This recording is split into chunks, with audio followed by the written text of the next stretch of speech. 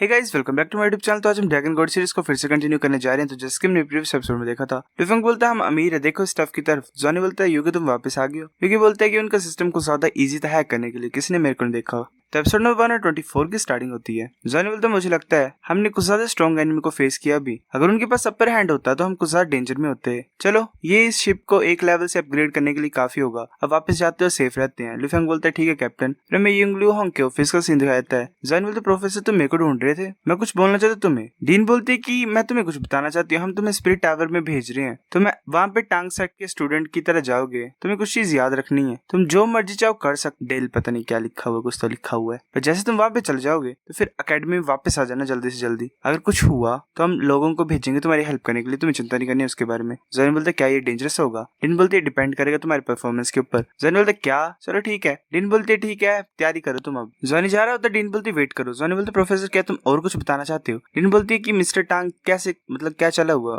कैसा काम कर रहे हो, क्या कर रहे हैं? जॉनी बोलते मैंने उन्हें नहीं देखा रिसेंटली, मुझे लग रहा है कि वो रिसर्च कर रहे हैं टांग सेट के साथ। डिन बोलते ठीक है अब तुम जा सकते हो। जॉनी बोलते ठीक है। डिन अपने सर को पकड़ के ऐसे ही बैठी होती है और अपनी थॉट्स में खो जाती है। उसे याद आ रहे होते पुराने सीन। वो खड़ी होती है दरवाजे पे और अंदर वेल टांग जैनू और कोई और लड़की होती है। टांग जैनू वेल उसने भी कपड़े डाले होते हैं और लड़की ने भी, उसने हक करके रखा होता है जैनू को। डिन की हालत खराब हो जाती है सीन देख के। वेल एक तरह से उसने चीट किया शायद। वांग टियान्यू ने ऑलमोस्ट टांग जैनू को मार ही दिया था क्योंकि उसने इस तरह की चीज की थी, पर फिर भी टांग जैनू ने कभी भी रीजन नहीं बताया कि मतलब क्या हुआ था। उसे आउटर कोर्ट में भेज दिया गया और कम्प्लीटली उसका करियर ही खत्म कर दिया गया। फिर 10 साल के बाद वो अलग अलग हो गए थे, पर टांग जैनू फिर भी यिंग लू होंग की तरफ ही खींचा चला जा रहा था। पर उसके पास जरा भी हिम्मत नहीं थी बात करने के लिए उससे पहले। काफी लंबा टाइम हो गया था इस बात को, पर ये पूरी सिचुएशन लू होंग के माइंड में छप गई थी। यिन लू होंग भूल नहीं सकती थी इस सिचुएशन को और फॉरगिव नहीं कर सकती थी जैनहुआ को। वैसे बैठी होती है, सोच रही होती है साउल फ्रूट क्या सच्ची मुझे सिखाना चाहता है, स्टार्टिंग से स्टार्ट करना चाहता है, ये सब कुछ भूल जाना चाहता है मेरे को भी।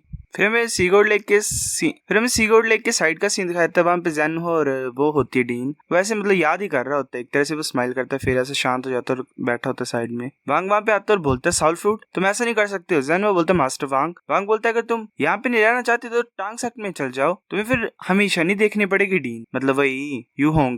जैनहुआ बोलता है कि डिफरेंस क्या होगा इससे, अगर वो मेरे माइंड में रहेगी तो हम हर दिन मिलेंगे एक तरह से। वांग बोलता है कि मुझे बता दो क्या हुआ था उस टाइम पे, क्या तुम बताओगे? फीफी ने बोला कि वो सब कुछ उसकी गलती थी और तुम और लू होंग लव में थे, तुम एक्सप्लेनेशन नहीं देना चाहते हो। वेल फीफी थी क्या वो लड़की? जैनहुआ बोलते है मेरी गलती है, मैं और कुछ नहीं बोलना चाहता हूँ। मैंने जाय होंग को हर्ट की है और मैंने फीफी को भी हर्ट की है, मेरी गलती थी। साउल फ्रूट एक अकेला रास्ता जिससे मैं सब कुछ फिक्स कर सकता हूँ, मेरे लिए भी और लू होंग के लिए भी। मैं से उसे हर्ट करने नहीं दे सकता हूँ, मेरे को यहाँ से जाने दो। वांग उसे मारता है और बोलता है बकवास करना बंद करो। वैसे ही नीचे गिरा होता है। वांग बोलता है तुमको ज्यादा बेवकूफ और हेल्पलेस, वो वहां से जा रहा होता है। जैनहुआ ऐसे ही पड़ा होता है वहीं पे। फिर मैं यिंग लोंग हुआ का सीन दिखाया जाता है वहीं पे ऑफिस का। वांग वहां पहुंच जाता है। डीन बोलती है कि क्या हुआ प्रोफेसर? वांग बोलता है कि तुम्हारे साथ हुआ क्या गलत, क्या चक्कर है तुम्हारा? अगर तुम उसे प्यार नहीं करते हो तो तुम इस तरह से नहीं दिखते, ठीक है, जैसे तुम्हारी अभी सिचुएशन लग रही है मुझे। वांग बोलते कि मैंने देखा है सब कुछ जो वो इतने सालों से कर रहा था, क्या तुम उसे एक चांस भी नहीं देना चाहते हो? अब वो साउल फ्रूट के बारे में मांग रहा है, मुझे बताओ तुम चाहते हो कि वो ऐसा करे? डीन बोलती है कि अगर वो सब कुछ भूलना चाहता है तो करने दो ना उसे। वांग बोलते कि तुम बहुत ज्यादा बेवकूफ हो, कितने ज्यादा तुम बेवकूफ बनोगे यहाँ पे। उसके पास अगर कोई और इंटेंशन होते तो वो ऐसे क्यों करता कि तुम्हें हर दिन प्रोटेक्ट करता 10 सालों के लिए? मतलब डीन बोलती है पर इन सभी सालों में उसने मेरे को एक्सप्लेनेशन नहीं दी, प्रोफेसर मैं कैसे उसे छोड़ दूं? वांग बोलता है कि उसे जाने दो होली अबिस में, उसे देने दो जो सच है तुम चाहते हो वो। डीन बोलती है पर मैं नहीं चाहती कि वो डेंजर में पड़े। वांग बोलता है हाँ ऑफ कोर्स तुम डरे हुए हो, मैं 7 एल्डर्स को बोलूंगा कि इजी जाना, उसके ऊपर ज्यादा डिफिकल्टी ना दे उसे। डीन बोलती है कि वो सेफ हो गया है ना?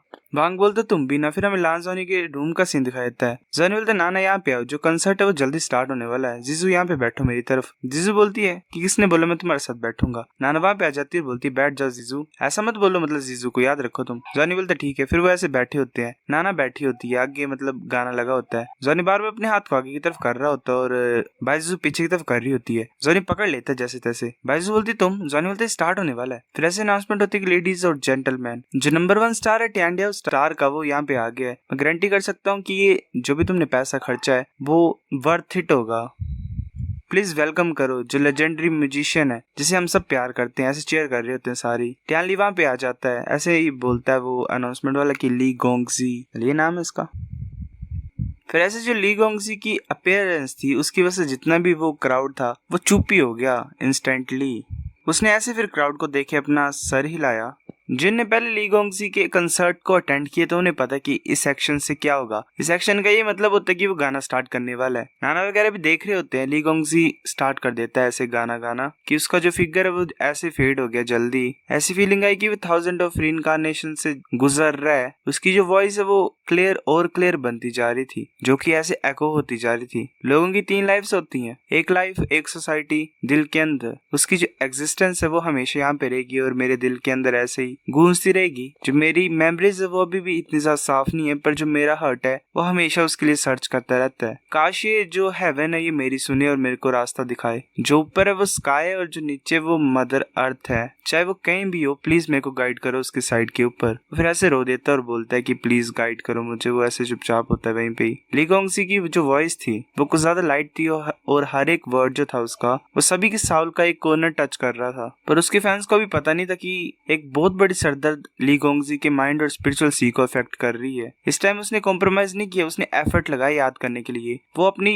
अंदर छुपी हुई डीप मेमोरी को रिकॉल करने की कोशिश कर रहा था और उसने फाइनली समझ लिया कि उसके हार्ट में एक पर्सन है हमेशा। उस पर्सन ने उसके पूरे खाली स्पेस को और हार्ट को ऑक्युपाई करके रखा हुआ था, जिसके मतलब सिल्वर हेयर थे वो उसके दिल के आसपास थी। ऐसे नाना भी फ्रंट के मतलब टीवी के सामने थी और वो अनकॉन्शियसली उसने भी फेल्ट कर ही लिया। वो भी रोने लग पड़ी। ऐसे काफी लाइन थी उन लिरिक्स में जो कि धीरे धीरे उसकी साउल और हार्ट को इफेक्ट करने लग पड़ी। एक फिगर उसके माइंड में अपेयर हो गया। उसने जो देखा वो एक गोल्ड में मतलब आर्मर टाइप डाला होता उस इंसान ने। वेल यही टांगुलिन है शायद ये। गाइस मैंने पढ़ नहीं है अभी। साउलेंट 3 में फिर एक्सप्लेन करूंगा, उससे फिर बताता हूँ आपको क्या चल रहा है यहाँ पे। ली गोंगजी रो रहा होता है। फिर ऐसे बोलता है सॉरी मुझे माफ कर दो मैं ऑलमोस्ट खो गया था। ऐसे क्राउड भी फिर चीयर करने लग पड़ता है क्योंकि उसने इमोशनली सभी को अटैच कर ही लिया होता है अपने साथ। वो बोलता है नेक्स्ट सॉन्ग। वो अपने पीछे विंग्स ले आता है बैक में और बोलता है ये उनकी याद के लिए जो चले गए हैं, हमें चेरिश करना चाहिए उनको जो हमारे पास में है। ली गोंगजी ऐसे बोल रहा होता है मतलब गा रहा होता है कि टाइम की तरफ देखो, मेरे खुद के हार्ट की तरफ देखो। टाइम ऐसे बीतता जा रहा है, मैं सोचना नहीं छोड़ पा रहा हूँ। जो होप्स होती हैं वो सबसे ज्यादा डार्केस्ट टाइम से आती हैं और ऐसे ही पलक झपके मेरे शरीर कांप रहा है। अरे मैं गाना क्यों एक्सप्लेन कर रहा हूँ, मेरे को समझ नहीं आ रहा है। वैसे मतलब बाइजुज़ू और ज़ॉनी ने अपने हाथ पकड़े होते हैं, वो भी सुन रहे होते हैं ऐसे ही मगन होके। नाना भी सुन रही होती है और ऐसे ही मतलब फील ले रही होती है, मतलब कुछ हो ही रहा होता है उसके अंदर। ली गोंगजी बोलता है पहले मैं माफी मांगता हूँ सभी से कि मैंने तुम्हें ऐसे 1 हफ्ते का वेट करवा दिया और ऊपर से मैं ये चीज के लिए माफी मांगता हूँ कि मेरे पास सिर्फ 3 गाने गाने की हिम्मत है। जो नेक्स्ट है वो मेरा लास्ट सॉन्ग है, सेम सॉन्ग जो मैंने अभी कंपोज किया है। मैं ये होप करता हूँ तुम्हें पसंद आएगा। ये ऐसे तो हम सिर्फ एक ही बार मिले हैं, ये सॉन्ग मैं तुम्हारे लिए डेडिकेट करता हूँ। हम बच्चे थे जब हम मिले थे, मैं तुम्हारी इनोसेंस और प्योरिटी को प्रोटेक्ट करना चाहता था। जब मैं तुमसे दोबारा मिला तो हम बड़े हो गए। तुमने मेरे को ऐसे ही सपोर्ट किया। सिल्वर और पर्पल हार्मोनाइज हुए और डीप इम्प्रिंट मेरे हार्ट में हुआ। ये इतना ज्यादा पेनफुल की याद करना, ये पेन डिफरेंट जगह से कैसे आ रही है मैं इसे क्लियरली नहीं देख पा रहा हूँ, टच कर पा रहा हूँ, ऐसे सह नहीं पा रहा हूँ। तुम कौन हो। ये जो मेमोरीज है मेरे हार्ट में ऐसे मेरे को दर्द दे रही हैं और जो विजन है वो ऐसे क्लियर होता जा रहा है। मुझे पता है ये तुम हो। इतने ज्यादा लंबे टाइम के बाद मैं तुम्हारे बारे में भूल नहीं पाया। मैं याद करने की कोशिश कर रहा हूँ कि कैसा था, तुम कौन हो, मैं कौन हूँ। मैं उस पहले मोमेंट में जाना चाहता हूँ जैसे पहले थे हम, ताकि मैं क्लियरली देख पाऊँ कि तुम मेरे बारे में सोचते हो कि मैं ही हूँ वो अकेला जो तुम्हारे बारे में सोचता है। वैसे मतलब गाने गा रहा होता है, एक तरह से इसने गाना कंपोज करके गाया होता है ऐसा। और फिर अपने आइज को क्लोज कर लेता है, बाकी ऑडियंस भी सुन रही होती है। तभी ली गोंगजी बैठ जाता है ऐसे सर पकड़ के। जॉनी बोलता है अंकल ली। तभी बाइजुज़ू पीछे से बोलती टीचर नाना, क्योंकि जो नाना होती है वो वैसे नीचे पड़ी होती है और उसने अपनी चेस्ट पकड़ी होती है। जॉनी बोलता है टीचर नाना क्या हुआ। नाना अपनी चेस्ट को दबा रही होती है, एक तरह से पेन में है गाइस।